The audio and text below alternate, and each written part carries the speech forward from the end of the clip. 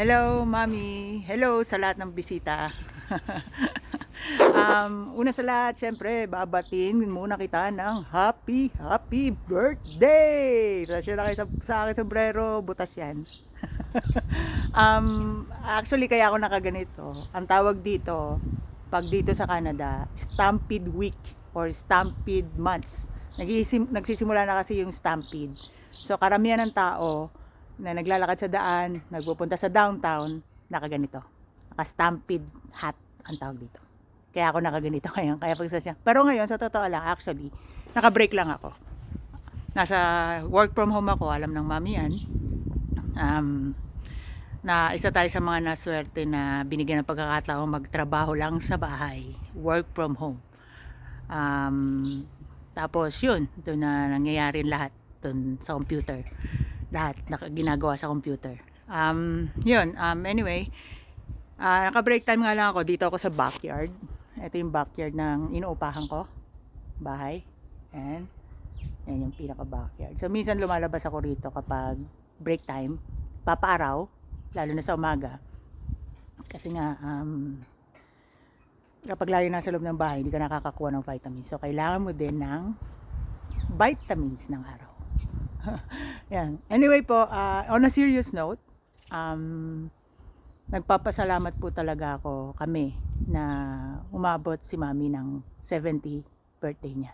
70. Sa totoo lang po, napakarami namin na pagdaanan. Marami naman din siguro pong nakakaalam niyan. Nawala yung dalawang kapatid. Recently lang, nitong mga nakaraang taon lang, magkasunod. So masyado pong mabigat para sa aming pamilya. Lalo na kay Mami, tsaka kay Daddy kasi mga anak nila po sila eh. Napakabigat po ng mga pangyayari. At dahil po sa mga pangyayari ngayon, nagkasakit si Mami ng sobra-sobra.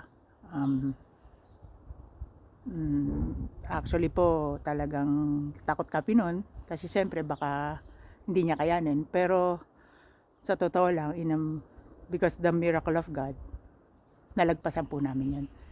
At naging okay siya. Naging okay kami, naging okay sila. Kaya sa totoo lang, ang mensahe ko po talaga, sila kuya kuya na wala na rito, hindi na dapat natin silang ganong iniintindi pa. Kasama na nila si Lord. So, mas masaya sila doon, mas wala silang problema. So, not like us here kasi sa lupa dito sa atin. Tayo yung humaharap sa lahat ng pagsubok, lahat ng problema, sakit. So, ang dapat iniintindi natin, yung mga nandito, yung mga mahal natin sa buhay, tayo sa isa't isa. Dapat, as much as possible, hindi natin binibigyan ng problema ang bawat isa.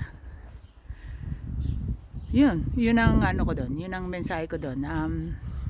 Sila kuya, nandyan lang yan, hindi niya tayo pababayaan. Si Lord, laking pasasalamat ko dyan, natin.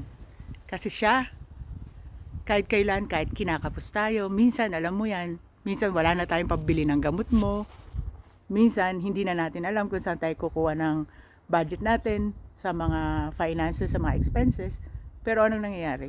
Andyan pa rin siya, hindi niya tayo pinababayaan. Nagkakaroon pa rin tayo, nagpo-provide pa rin siya.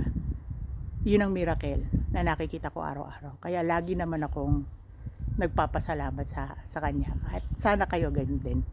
But enough of my talk about God. Gusto ko lang kasing i-share sa inyo 'yan. Pero ito ngayon, ang birthday ng mami ko, 70th birthday. Mami, enjoy mo ang birthday mo. Enjoy mo itong gabing to, para sa iyo to. At sana at hindi sana, hiling ko kay God, magtuloy-tuloy ang paggaling mo. Kasi po sa totoo lang, recently lang, 1 week ago, inatake po yan eh. Mami, pasensya na, sasabihin ko na ha. Inatake po yan, na-stroke po ulit yan, mild stroke. Buti nga po, mild stroke lang. Siyempre, natakot ako kasi lagi ko siyang pinapaalalahanan lately na sana, sabi ko sa kanya, ingatan niya yung kalusugan niya kasi magbe-birthday siya. Alam niyo naman yung mga kasabihan dyan sa tabi-tabi. Minsan, magbe-birthday, ganito nangyayari, magbe-birthday pa naman yan. At syempre ako nag-aalala din. Kaya sabi ko sa kanya, as much as possible, sobrang ingat siya. Sobrang init kasi dyan sa Pilipinas. So, may tendency karamihan, lalo na pag mga matataas ang dugo na heat stroke. So, syempre, kaya ko siya pinapaalalahanan. Yun. Buti naman po at nalagpasan namin. Again, sa dasal na rin kay God, kaya naging okay ang lahat. So, kaya ngayon, kasama niya siya dito sa kanyang event, sa kanyang celebration ng kaarawan. Kaya, again, Mami, happy birthday. Enjoy mo yung birthday mo, enjoy mo yung gabi mo, at magpapaalam na ako. Bye!